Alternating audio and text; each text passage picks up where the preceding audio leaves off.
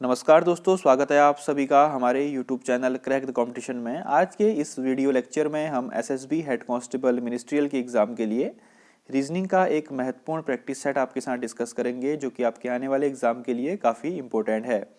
दोस्तों, SSB head constable ministerial के exam में जो रीजनिंग है वो ईजी टू मॉडरेट लेवल की पूछी जाती है और यह पेपर प्रीवियस ईयर के पेपर पर आधारित है। तो शुरू करते हैं आज का पहला प्रश्न। दोस्तों, इनकी पीडीएफ के लिए आप हमारे टेलीग्राम ग्रुप को ज्वाइन कर सकते हैं, जिसका लिंक डिस्क्रिप्शन बॉक्स में दिया हुआ है। तो पहला प्रश्न है what should come in place of question mark.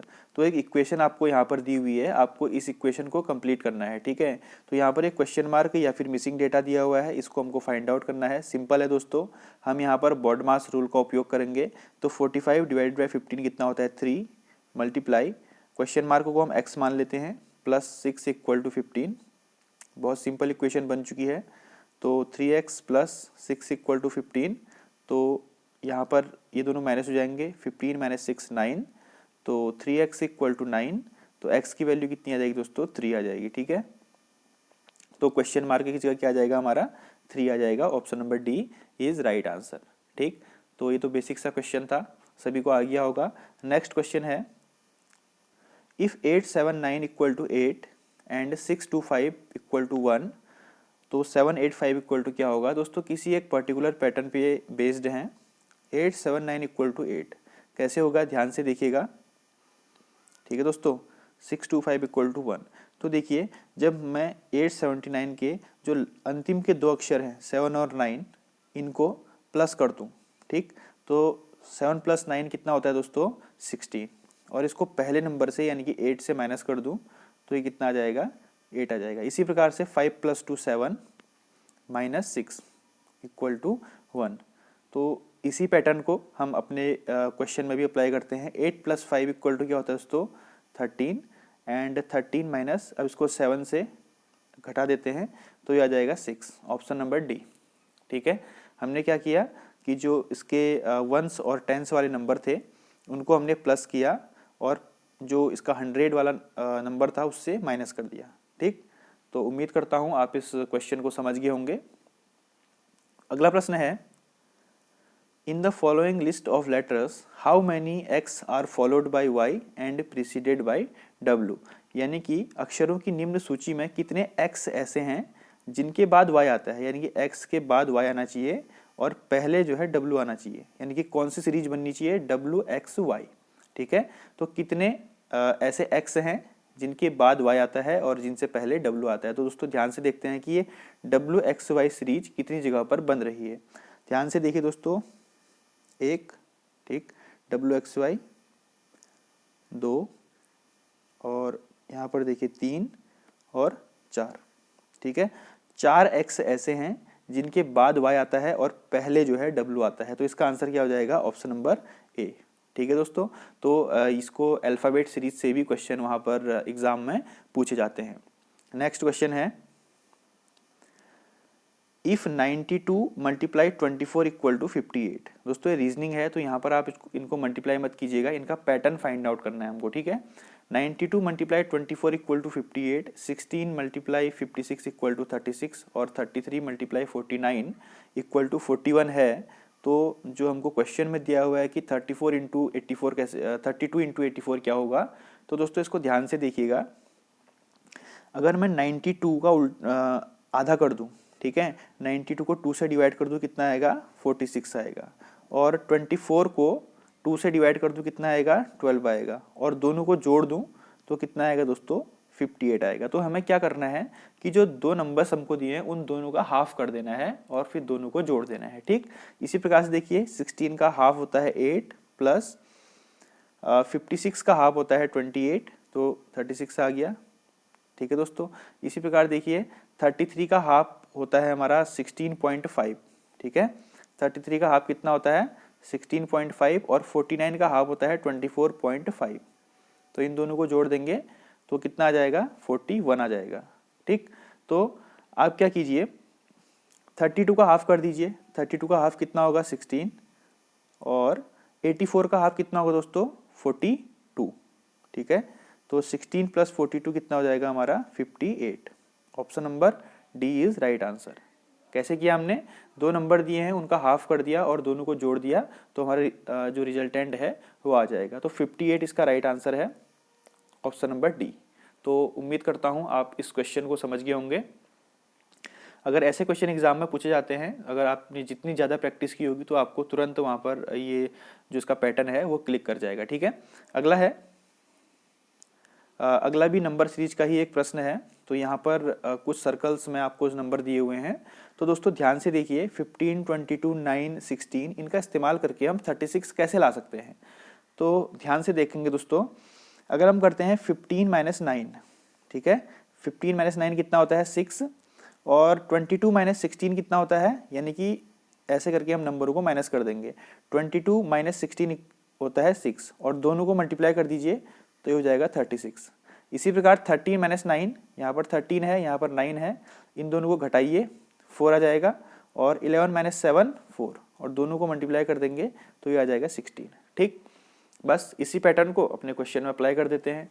21 - 13 कितना होता है दोस्तों, 8 होता है, और हमको यहाँ पर जिस नंबर से भी हम 15 को माइनस करेंगे तो 8 आना चाहिए, तभी तो बीच में 64 आएगा, 8 8 जा। ठीक है, तो किस नंबर से 15 को माइनस करेंगे कि 8 आ जाएगा, ऑप्शन में देखिए 23। जब हम यहाँ पर 23 रखेंगे तो 23 - 15 कितना हो जाएगा, 8 हो जाएगा, और 8 × 8 कितना हो जाएगा 64, जो कि यहाँ पर दिया हुआ है। तो मिसिंग डेटा की जगह कितना आंसर आ जाएगा दोस्तों 23। तो इसको आप ऑप्शन से देख के भी कर सकते हो। ठीक है, तो ऑप्शन नंबर ए 23 इसका राइट आंसर है, और उम्मीद करता हूं कि यह पैटर्न भी आपको समझ में आ गया होगा। दोस्तों अगर कहीं पर प्रॉब्लम आ रही है तो प्लीज कमेंट बॉक्स में जरूर मेंशन कीजिए। ठीक, अगला है दोस्तों, यह कोडिंग डिकोडिंग के प्रश्न है। If the letters A C E are coded as 135, तो ये तो बेसिक सा है, ए सी ई को 135 लिखा गया है, यानी कि ए की प्लेस वैल्यू 1 होती है, सी की प्लेस वैल्यू 3 होती है, और ई की प्लेस वैल्यू 5 होती है। इसी प्रकार से बी ए डी को 214 लिखा गया है, यानी कि बी की प्लेस वैल्यू 2 होती है, ए की प्लेस वैल्यू 1 होती है, और डी की प्लेस वैल्यू कितनी होती है 4। दोस्तों प्लेस वैल्यू का अर्थ है कि अल्फाबेटिकल सीरीज में किस नंबर पे आते हैं। ठीक, तो इसी प्रकार से बी ई डी की कितनी हो जाएगी दोस्तों, बी की प्लेस वैल्यू होती है 2, ठीक, ई की प्लेस वैल्यू होती है 5, और डी की प्लेस वैल्यू होती है 4। तो बी ई डी का कितना हो जाएगा 254। बेसिक सा क्वेश्चन था, इसमें कुछ ज़्यादा दिमाग लगाने वाली चीज़ नहीं थी, और इसको आप खुद कीजिए दोस्तों, ये भी बेसिक सा है। इसका आंसर कमेंट बॉक्स में लिख के जरूर बताइएगा कि इसका आंसर कौन सा ऑप्शन है या फिर क्या इसका आंसर होगा। ठीक है, ये बेसिक सा क्वेश्चन है कोडिंग डिकोडिंग का। अगला है, find the missing numbers letters from the given responses. तो यहाँ पर आपको मिसिंग नंबर और मिसिंग लेटर निकालने हैं। तो एक मिसिंग नंबर सीरीज टाइप की आपको दी हुई है, तो 5, 9, 13, 17, यानी कि नंबर जो है दोस्तों छोटे छोटे अंतराल में ग्रेजुअली इंक्रीज हो रहे हैं। इसका मतलब क्या है कि इनमें कुछ न कुछ जुड़ रहा है या प्लस हो रहा है। तो हम क्या करेंगे, 5 + 4 9, 4 का गैप, 9 + 4 13, 13 + 4 17, तो अगला क्या आएगा 17 + 4 21, और 21 + 4 25, यानी कि इसमें सब में 4 4 प्लस हो रहे हैं। तो ऑप्शन नंबर सी 21 इसका राइट आंसर है। अगला है दोस्तों BMO CNP DOQ। तो नेक्स्ट क्या आएगा, देखिए BCD, डी के बाद क्या आता है E। ठीक है, उसके बाद देखिए दोस्तों यहाँ पर सेकंड में देखिए MN और O, तो O के बाद क्या आता है P, और थर्ड देखिए OPQ, Q के बाद आता है R। तो इसका आंसर क्या आ जाएगा EPR। Option number B is right answer. ठीक है, next, which one of the given responses would be meaningful order of the following. तो यहाँ पर आपको कुछ ऑप्शंस दिए हुए हैं और नीचे कुछ कोड दिए हुए हैं। तो आपको क्या करना है कि इन ऑप्शंस को मीनिंगफुल ऑर्डर में लगाना है। तो देखिए दोस्तों, सबसे पहले होता है इन्फेंट। ठीक है, इन्फेंट मतलब होता है नवजात शिशु, यानी कि जब बच्चा पैदा होता है तो उसे इन्फेंट बोलते हैं। सबसे पहले इन्फेंट बनता है, उसके बाद वो बच्चा यानी कि चाइल्ड बनता है, फिर वह बॉय बनता है, और बॉय यानी कि किशोरावस्था में आता है, और उसके बाद आता है एडल्ट यानी कि तरुणावस्था में। ठीक है, तो 3 2 4 1 इसका राइट ऑर्डर हो जाएगा। Option number B is right answer. सबसे पहले इन्फेंट, फिर चाइल्ड, फिर बॉय, फिर एडल्ट। ठीक है, अगला है, ये भी दोस्तों मीनिंगफुल ऑर्डर में व्यवस्थित करना है। आपको दिया हुआ है वॉल, वॉल मतलब होता है दीवार, क्ले मिट्टी, हाउस मतलब घर, रूम मीन्स कमरा, और ब्रिक्स मतलब ईंट। तो दोस्तों जो ईंटें बनती हैं किससे बनती हैं, क्ले से बनती हैं। ठीक है, मिट्टी से बनती है ईंटें। तो सबसे पहले आ जाएगा क्ले। क्ले से क्या बनी? ब्रिक बनी। ब्रिक से क्या बनी? वॉल बनी। दोस्तों जब ईंट लगाएंगे तभी तो दीवार बनेगी। और वॉल से क्या बना? रूम बना। ठीक है, और रूम के बाद बहुत सारे रूम का ग्रुप क्या होता है? हाउस होता है। तो ये हो जाएगा इसका meaningful order 25143। 25143 option number C में है। तो इसका राइट आंसर क्या हो जाएगा? Option number C. क्या था? सबसे पहले क्ले, क्ले से बनी ब्रिक, ब्रिक से बना वॉल, वॉल से बना रूम, रूम से बना हाउस। ठीक है, तो ऐसे करके आपको वहां पर और भी इस प्रकार के ऑप्शन दिए जा सकते हैं जिनको कि मीनिंगफुल ऑर्डर में व्यवस्थित करना होगा आपको एग्जाम में। ठीक है, तो ध्यान रखिएगा और थोड़ा कॉमन सेंस से काम कीजिए। अगला है, यहाँ पर डायरेक्शन जरूर पढ़ लेना दोस्तों। Find the odd one out from the given responses. तो यहाँ पर आपको कुछ रिस्पॉन्सेज दिए हुए हैं जिनमें आपको odd one out find out करना है, यानी कि 4 ऑप्शंस में से 3 समान होंगे और एक जो है अलग होगा, तो हमको उस अलग को फाइंड आउट करना है। ठीक है, देखिए रिफ्यूज एक्सेप्ट करना। रिफ्यूज मतलब है कि किसी चीज को ठुकरा देना, एक्सेप्ट करना किसी चीज को रिसीव करना, प्राप्त कर लेना। ठीक, ये दोनों एक दूसरे के अपोजिट है, अपोजिट वर्ड है। ठीक है, गिव टेक यानी कि लेना देना, ये भी अपोजिट वर्ड है। और रिवार्ड मतलब होता है पुरस्कार, पनिशमेंट मतलब होता है सजा, तो ये भी एक दूसरे के अपोजिट वर्ड है। लेकिन देखिए दोस्तों, कोल्ड और कूल जो है दोनों के सिनोनिम है, ये एंटोनिम नहीं है, ये सिनोनिम है। तो ऑप्शन नंबर सी कोल्ड और कूल जो है ऑड वन आउट हो जाएगा। अगर यहाँ पर कोल्ड हॉट होता तो ये ऑड वन आउट नहीं होता, लेकिन यहाँ पर कोल्ड है कूल है, दोनों एक दूसरे का समान अर्थ व्यक्त कर रहे हैं ना, इसीलिए ऑप्शन नंबर सी इसका राइट आंसर हो जाएगा। अब देखिए दोस्तों 20, 64, 27, 125, तो इसको देख के आपको कुछ समझ में आ रहा होगा कि 64 जो है वो 4 का क्यूब होता है, ये 3 का क्यूब होता है और ये 5 का क्यूब होता है, लेकिन 20 जो है किसी का क्यूब रूट नहीं होता है। ठीक है, ये किसी न किसी के क्यूब है, लेकिन 20 जो है दोस्तों किसी का क्यूब नहीं होता है, तो ऑप्शन नंबर ए 20 जो है इसमें ऑड वन आउट हो जाएगा। ठीक है, तो ऑड वन आउट के क्वेश्चन भी आपके एग्जाम में पूछे जाते हैं। अब है analogy. Select the related letters word number from the given alternative. देखिए दोस्तों, ये बेसिक से मैं आपको पढ़ा रहा हूँ, कुछ बेसिक से क्वेश्चन है। इसका पेपर जो है इजी टू मॉडरेट आता है। ठीक है, ज़्यादा टफ नहीं आता है। तो देखिए दोस्तों, जिस प्रकार ए बी सी संबंधित है 1 2 3 से, यानी कि ए बी सी की प्लेस वैल्यू कितनी है 1 2 3, तो उसी प्रकार बी सी डी किससे संबंधित होगा? बी सी डी की प्लेस वैल्यू कितनी होती है? बी सी डी की प्लेस वैल्यू होती है आपकी 2 3 4। ऑप्शन नंबर 20 का राइट आंसर हो जाएगा। ठीक है, बी सी डी की प्लेस वैल्यू कितनी होती है? 2 3 4। अगला है फिजिशियन ट्रीटमेंट करता है। जो फिजिशियन यानी कि डॉक्टर होता है वो क्या करता है? ट्रीटमेंट करता है, इलाज करता है। तो जज क्या करता है दोस्तों? जो जज होता है वो क्या करता है? न्यायाधीश जजमेंट करता है। Option number A. जिस प्रकार फिजिशियन संबंधित है ट्रीटमेंट से, उसी प्रकार जज संबंधित है जजमेंट से। ठीक है, अगला है दोस्तों 12, 15 और 24। ये बहुत ही, ये थोड़ा घुमावदार है क्वेश्चन है, इसको ध्यान से देखिएगा कि इसको कैसे किया जाता है। देखिए दोस्तों, 12 किससे 15 कैसे बना और 24 से क्या बनेगा? देखिए दोस्तों, 12 है और 15 है, यानी कि 2 + 1 कितना होता है? 3 होता है। तो 12 + 3 ये इसका पैटर्न है। ठीक है, एग्जाम में आप अगर इस प्रकार के पैटर्न आते हैं तो इनकी ज़्यादा से ज़्यादा प्रैक्टिस कीजिए, कंफ्यूज बिल्कुल मत करना। हमने क्या किया, ये 12 के दोनों डिजिट को प्लस कर दिया और उसको 12 से जोड़ दिया। ठीक, इसी प्रकार देखिए दोस्तों 24 के दोनों डिजिट कितने होंगे? अगर जोड़ेंगे तो 6 हो जाएगा, 4 + 2 6 हो जाएगा, और 24 + 6 कर देंगे तो कितना आ जाएगा? 30 आ जाएगा। तो ऑप्शन नंबर सी इसका राइट आंसर है। जिस प्रकार एक पर्टिकुलर पैटर्न में 12 संबंधित है 15 से, उसी प्रकार 24 संबंधित है 30 से। लॉन्ग लेंथ ब्रॉड, यानी कि चौड़ाई किससे है? ब्रेथ। सिंपल सा है, long length broad breath, simple. अगला है फाइंड द मिसिंग नंबर। तो दोस्तों देखिए, इसका मिसिंग नंबर हम कैसे निकालेंगे? 594, 198, 66। तो नंबर बहुत बड़े बड़े अंतराल में डिक्रीज हो रहे हैं, कम हो रहे हैं, इसका मतलब कि डिवाइड हो रहा है कुछ ना कुछ। ठीक है, अगर मैं करूं 594 डिवाइडेड बाय 3 करूं तो 198 आता है, 198 डिवाइडेड बाय 3 करूं तो 66 आता है। तो इसी प्रकार 66 से डिवाइडेड बाय 3 करूं तो कितना आएगा? 22। ऑप्शन नंबर बी इसका राइट आंसर है। दोस्तों जहां पर भी अगर बड़े बड़े अंतराल में नंबर कम हो रहे हैं, ठीक है, तो वहां पर डिवाइड का जो आप डिवाइड कर सकते हैं वहां पर। ठीक है, तो ऑप्शन नंबर बी 22 इसका राइट आंसर है। अगला है F इज द ये ऑप्शन इसके पूरे नहीं आ पाए हैं, ठीक है दोस्तों, यहाँ पर इसके ऑप्शन नहीं है, मैं आपको बताऊंगा। F is the brother of A, यानी कि एफ ब्रदर है, यानी कि मेल है तो उसको आप प्लस से शो करेंगे, और जब भाई बहन होंगे तो इसको बीच में एक लाइन खींच देना, ठीक है।